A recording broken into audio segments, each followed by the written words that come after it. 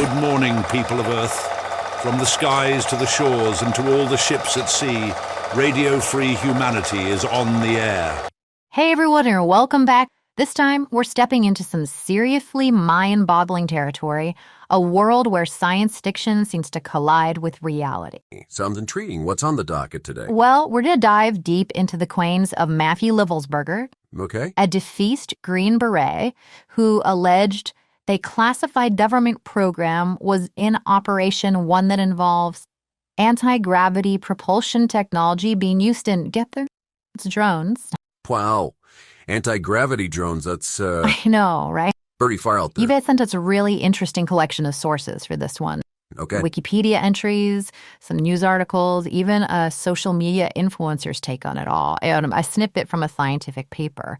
So consider this your shortcut to becoming an expert on these alleged gravitic drone.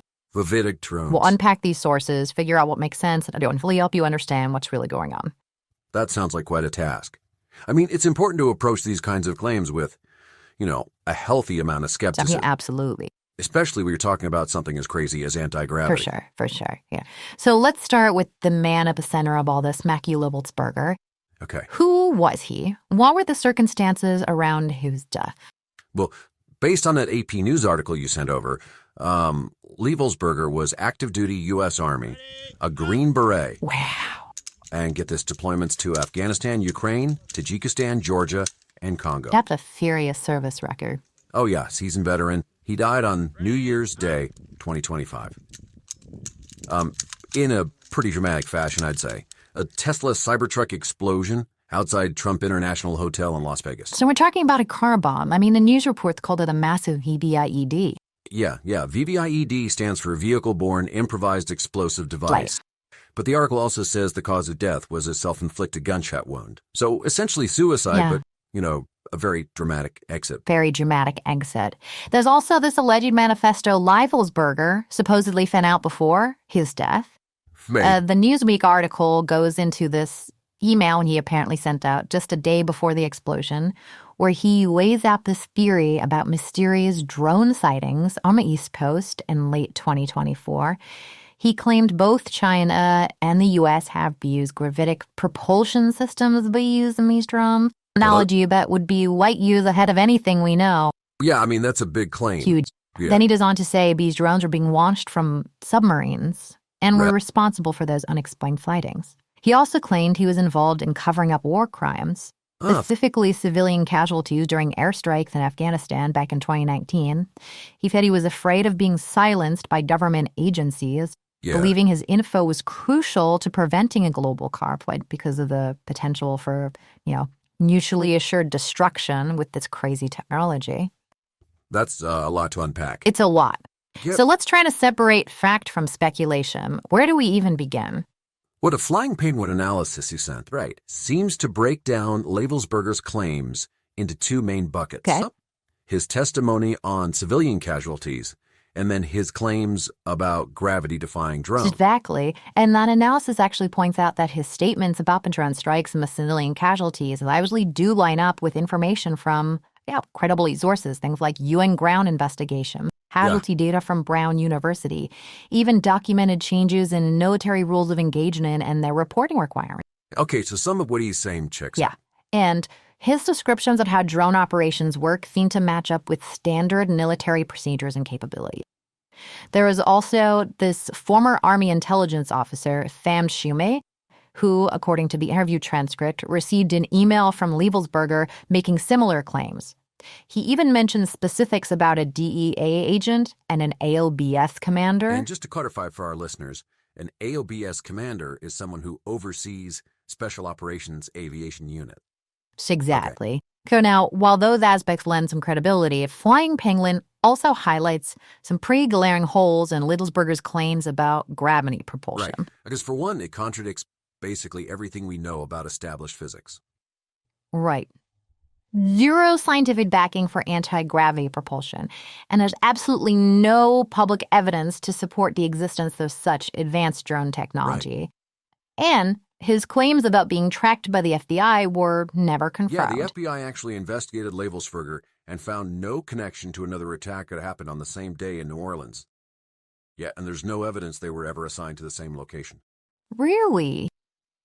Wow. Okay, what about that detail about his signal safety number changing after his death? Ah, right. So that's a code they use in encrypted messaging apps to verify you're talking to the right person. The change could have just been an accident, or maybe, part of a larger cover-up. It's hard to say for sure. So it seems like some of Libbelsberger's claims, particularly the ones about military operations and cover-ups, seem to line up with, existing information. But the claims about gravity-defying drones, those are a much tougher sell. Precisely. But, just because we haven't figured out gravity control yet doesn't mean people haven't tried. Right. There's a long history of attempts to understand and manipulate gravity, some more out there than others.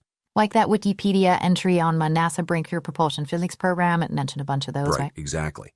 Projects like Project Green Glow, those run by BAE Systems back in the 90s, and NASA's own BPP program, 1996 to 2002. Yeah. Those were specifically focused on gravity control. They explored all sorts of what they called non-viable and unresolved approaches to propellantless propulsion.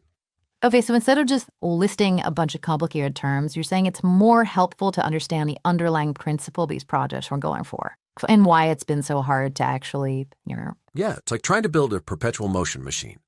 Sounds great in theory, right, but it goes against the basic laws of physics. Which brings us to a key question. What's that? Is gravity control even theoretically possible? Ooh, that's the big one. And if it is, why haven't we seen any evidence? What challenges are scientists even facing here?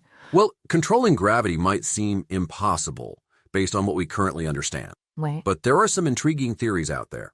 Like what? Well, for example, there's the work of Dr. Dragan Hajdukovic at CERN, the European Organization for Nuclear Research. Okay. His research lifts at the possibility of gravity having, polarity. Polarity. Meaning it could both attract and repel, kind of like how magnets work. So instead of everything always being pulled together by gravity, there might be a way to make things push away from each other. Yeah, like having anti-gravity. Exactly. And then there's this other piece of the puzzle, the accelerating expansion of the universe. Hold on. You're saying the universe isn't just expanding, it's expanding faster and faster. You got it. And we don't know why. That's right.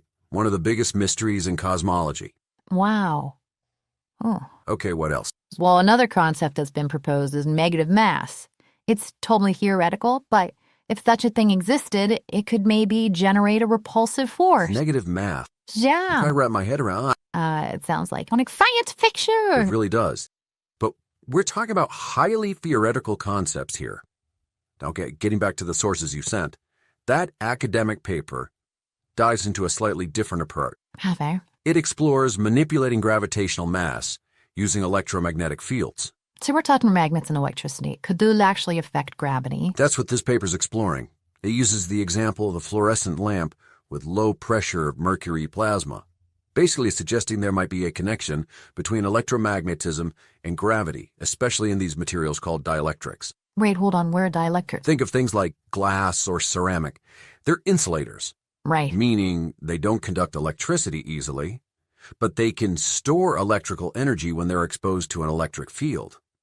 The paper is suggesting that these materials, under the right conditions, might be able to influence gravitational mass. Okay, so this paper links electromagnetism, these dielectric materials, and gravity. It's like putting a puzzle together, but we're still missing some pieces. That's right. It's fascinating, but I'm still a little skeptical. I get it. And it's important to remember that this is all very early stage, just one avenue of research, among many. We've got a long way to go before we can say for sure if this approach will work.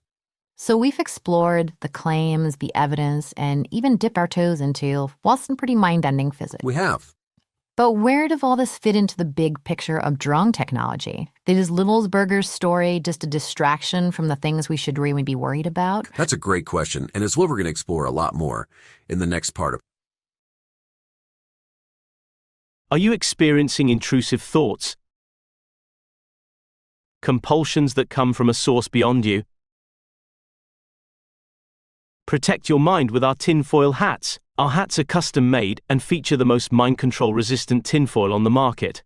Many styles are available. From casual to couture, our hats turn heads and protect you from telepathic intrusion, just as well as anything found in high-end boutiques. Why risk your safety and privacy? Look for our tinfoil hats wherever end times preparation goods are sold. Welcome back, everyone. Before we go too far down the rabbit hole of physics, let's get back to that interview transcript with Sam Shumate, the former Army intelligence officer. His story really adds to this whole thing. Yeah, it does. Shumate says he got this cryptic email from Lavelsberger just days before the explosion in Vegas, and it was full of warnings and just unsettling information. Yeah. Lavelsberger sounded desperate to get his message out, even asking to be connected with, influential people like Pete Hegseth. And it wasn't just about the drones. He claimed he knew about all sorts of things, from alleged war crimes in Afghanistan to secret government programs. Shumate even said he was contacted by that DE air agent Wiebelsberger, named him an email, who backed up some of the details but wanted to remain anonymous. I see. What really struck me about Shumate's account was that conflict he seemed to have. Between, wanting to protect sensitive information and his desire to expose wrongdoing.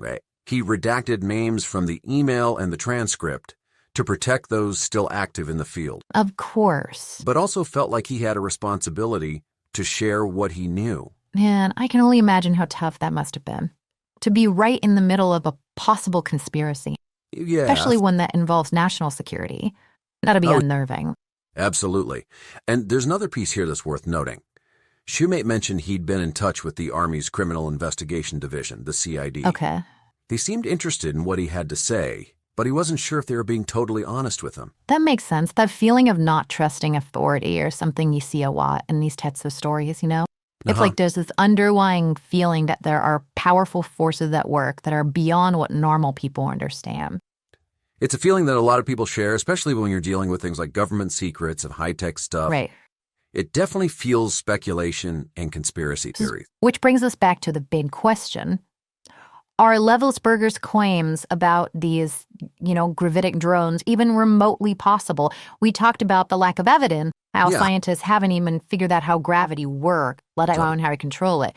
But is there any reason to think this tech could actually exist? Maybe, hidden away in a top-secret government lab somewhere?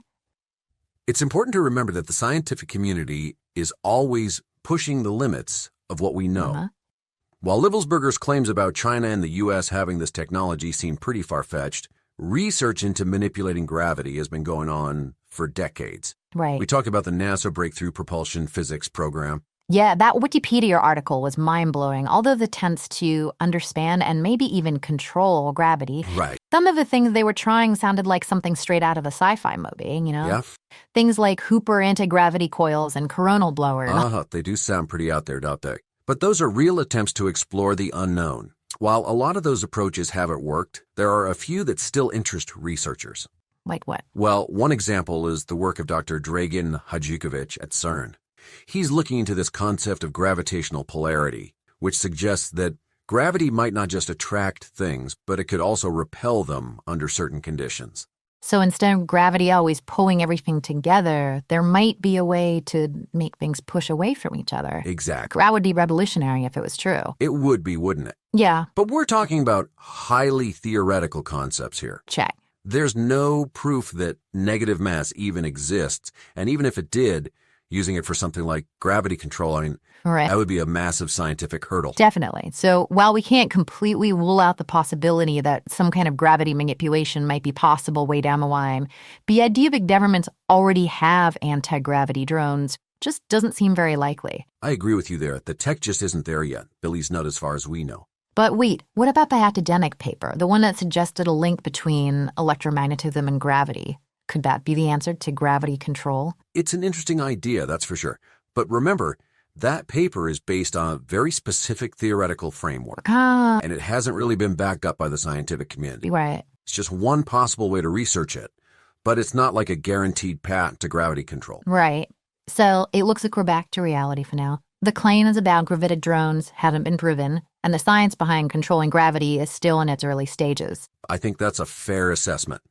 However, even if Lavelsberger's story isn't true, it does bring up some real concerns about how fast drone technology is advancing.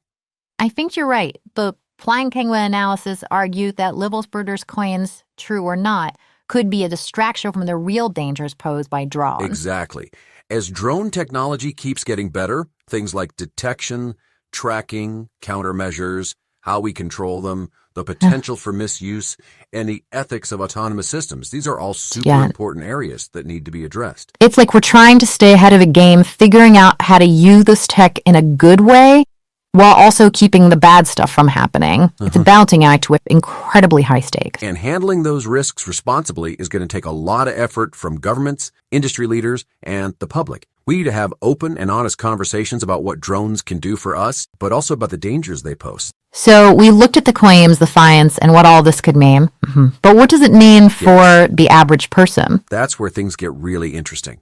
Okay, so we'd gone through a lot, haven't we? Yeah, we have. Claims, evidence, mind-bending physics. We've talked about Lebelsberger's story, the possibility of gravity control, and what this means for drones in general. But before we wrap up, I want to talk about something that's been bugging me. Okay. We're just flooded with information these days, especially online. Yeah. And it's really hard to tell what's true and what's not. This whole thing has really shown how important it is to think critically. No, I totally agree. It's more important now than ever to be able to, evaluate sources, figure out if claims are believable. Right. Recognize bias, Right. spot those logical fallacies that can really trip you up. Yeah. Can't just passively accept everything we see and hear. Right. We got to be active in searching for the truth. Thinking back to that interview with Shumei, you could almost feel the struggle he was going through. Yes. He's trained to be skeptical, right? Right. To look for evidence, but he was also clearly shaken by what Livelsberger told him and how he died. It makes you wonder, how can anyone, even someone trained like him, really sort through all this misinformation? It's a challenge we all face. Yeah. And it's not just about being skeptical of stuff from like unofficial sources or things that sound really crazy. Here. Sometimes misinformation can look like real news or be presented in a way that plays on our emotions or bias. If we got constant gain, trying to stay ahead to figure out who's trying to manipulate us and why. And with AI getting more advanced and things like deep fakes and synthetic media becoming more common, Right. this problem's only going to get tougher. Okay, that's a little scary. So what can we even do about it? Is there any hope for us regular folks just trying to make sense of everything? There is. It all starts with, being a little skeptical. No. Don't just believe everything you hear. Ask questions. Look for different viewpoints. And be open to changing your mind when you see new evidence. And it's also super important to be aware of your own biases. We all have them, Right. and they can really affect how we interpret things. It's easy to fall into that confirmation bias trap, just looking for information that supports what we already believe and ignoring anything that challenges it. Yeah, Jacqueline. And remember, searching for the truth is a journey. Yes. It's not like you reach a point and then you're done. Right. There's always something new to learn, something else to question, and more to understand. So we may never know for sure if Wevelsberger's claims about those drones were real. Yeah. But the questions his case brings up about technology, information, and what truth even means, Yeah. they're super important for all of us. I think you're absolutely right. Even if the details of his story turn out to be false, they show the very real problems we have in a world where information can be used both as a weapon and a shield. It's a good reminder that we need to be careful, use good judgment, and stay engaged. We have to think critically, be responsible with the information we consume, and actively shape the world around us. I like that. And as we wrap up, only to everyone with this, even if gravity-defying drones are still just a fantasy, the rapid pace of technology is blurring the line between what's possible and impossible. It is. What we used to think was pure imagination could become reality really fast, and we need to be ready for the ethical, social, and political impact that comes with it. So keep learning, keep asking those tough questions, and stay curious. Who knows what amazing or maybe even scary discoveries are waiting for us? I think you're right. The future is full of possibilities, both good and bad. The important thing is to face them with open minds and keep searching for the truth, no matter where it takes us. Well, that's about all the time we have for today. Thanks for joining us for this deep dive. Until next time, keep exploring, keep questioning, and stay informed. This just in, we have received a disturbing transmission from our field team Bravo. Yeah, I'm gonna see if I can get some of the orbs. We're seeing them all over the place. Yeah, there's like 3 sets of standing stones. Hey, I'm gonna take some EM readings. This is wild. It's just wild. Woohoo! We discovered Ozarks Stonehenge. What? That is crazy, man. Try it again.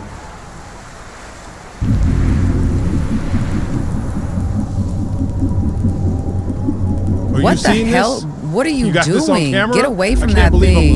You don't know what that thing is? Oh my God.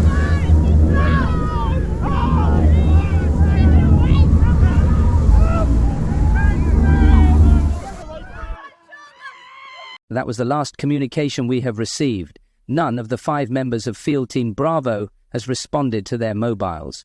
That's very troubling. What about their satellite GPS tracking device? They seem to have disappeared off the map, Rose. Quite literally, they stopped transmitting just at the end of that video. I'm sure we'll all be keeping them in our prayers. Thank you, Colin. There's something in the air. I wouldn't try calling it closer, though. Good night and God bless. And you're all invited to the reception.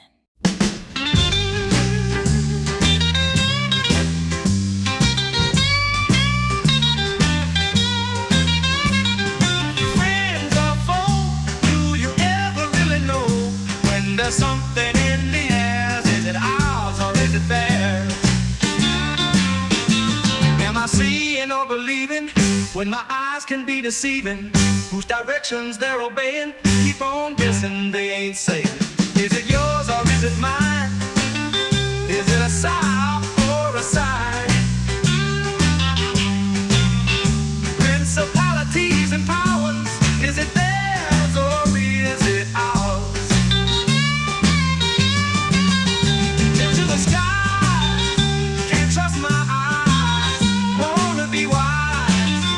On the prize. It ain't a bird, it ain't a plane. What do they think they're gonna gain? Got no pieces, got no proof. They ain't telling us the whole truth. Is it yours or is it mine?